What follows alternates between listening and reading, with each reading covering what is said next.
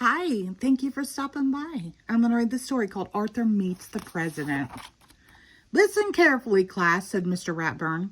This is a national contest, so do your best work. I love contests, said Muffy.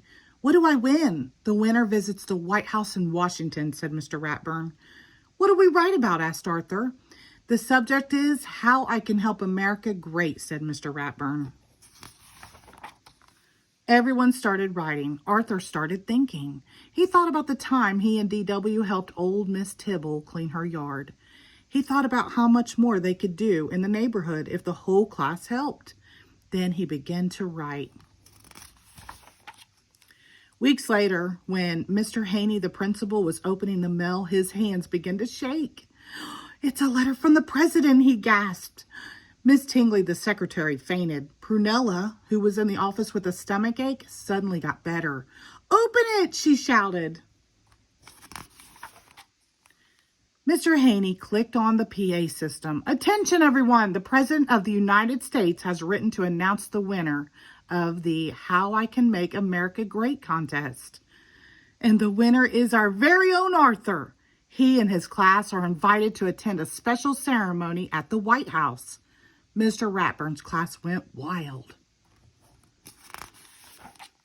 "Congratulations, Arthur," said Mr. Ratburn. "You'll have to work hard to memorize your paper so you can recite it to the president next Wednesday." "Memorize?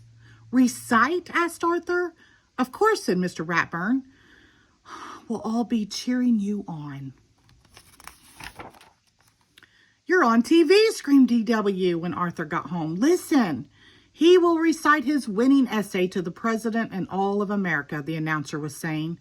"I feel sick," said Arthur. "Not as sick as you'll feel when you're giving your speech," said D.W. "There's so much to do before we leave," said Mother. "Arthur, you'll need a new suit." "What about me?" asked D.W. "I need to look beautiful when I meet the president." "The president is very busy," explained Father. "He'll only have time to meet Arthur and hear him recite his essay." "If I can remember it," said Arthur. "Of course you can," said Father. "Just relax. Pretend I'm the president and practice right now." The thought of sitting next to the president made Arthur's mind go blank. He said. "Uh-oh," said D.W.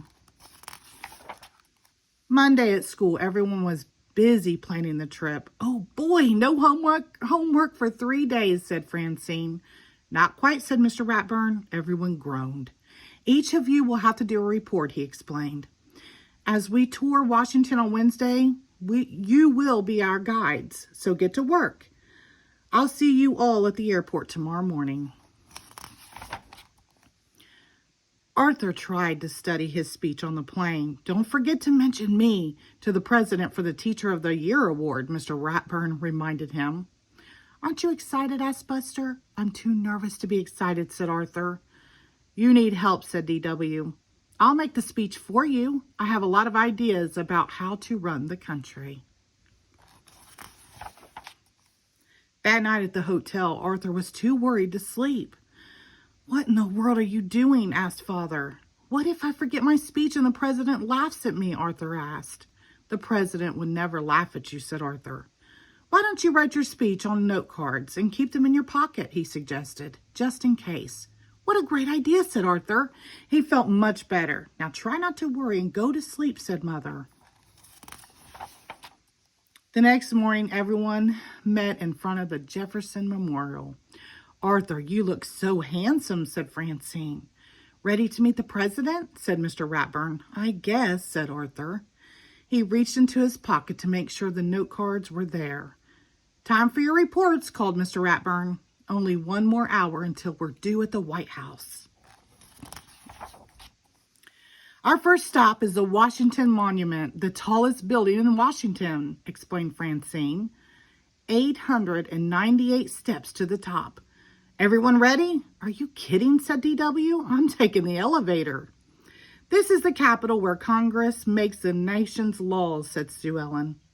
"I think we all know how important it is to obey the law," said Mr. Ratburn. "The National Museum of Natural History has great mummies," said Buster. "Follow me." "No, thanks," said Muffy. "I'll meet you at the gift shop." The last stop was the White House. It is so big, said Arthur. Not as big as Muffy's house, said D.W. The White House has 132 rooms, said the brain. Every president except George Washington has lived here. It has a barber shop, clinic, indoor pool, theater, gym, and its own library. And the president's office has fancy gold curtains just like the ones in our living room, said Muffy. Excuse me, said the president's secretary. The president is arriving. Please follow me to the Rose Garden. Arthur gulped. It was almost time. He took out his note cards. Suddenly, a strong wind blew through the garden. Here comes the president, squealed Muffy. My speech, gasped Arthur. Relax, said Mr. Ratburn. You'll be fine. D.W. wasn't so sure. She had a plan. Arthur had never seen so many important-looking people. Good afternoon, Mr. President, he began. When I think about what I can do to make America great, Arthur began to feel very warm. His knees began to shake. His mind went blank. This is the worst day of my life, he thought. Suddenly, Buster giggled. Soon, everyone joined in. Even the president was laughing. Arthur turned bright red. And when Arthur saw what they were laughing at, he laughed too. Now Arthur felt much better. He recited his whole speech without forgetting a single word. And in conclusion, he said, we can all help make America great by helping others. Good, said D.W. Then help me down. The end. Thank you.